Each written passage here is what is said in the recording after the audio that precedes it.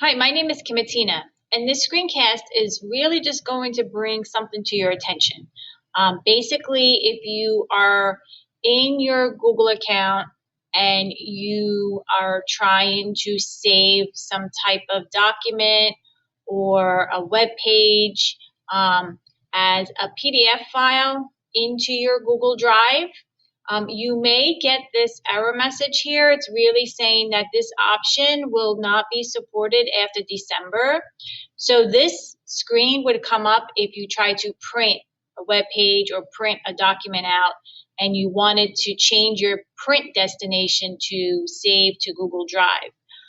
You may get this message, and one way for you to get around that is to install or use this Chrome extension called Save to Drive.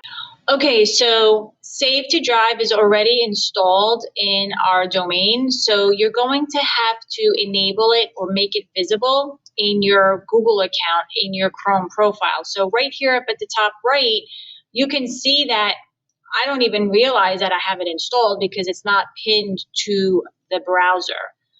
But if you click on the puzzle piece here and you scroll down, you'll see all of your Chrome extensions that you have enabled and installed in your profile. And if you want to pin this Chrome extension to the top of the browser, all you do is find that Chrome extension in the list. So here I'm going to find Save to Google Drive, and I'm going to click on the push pin icon. And now you'll be able to see that the Google Drive icon appears at the top right corner in my Chrome browser. Now, in order for me to use this, all I'm going to have to do is go to the resource that you wanted to try to save. So I'm going to use this as an example, and I'm going to click on the icon here.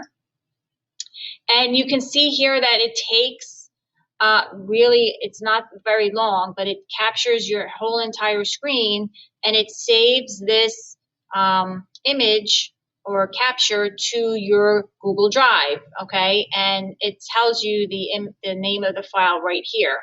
So if I wanted to hit close, and if I go to my Google Drive, and I'll refresh my screen, I'm going to find my image in my Google Drive.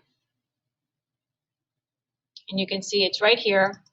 But it saves it as an image, and it saves the entire screen. So it's basically like a screenshot. But it may work for some of you. So this is one workaround.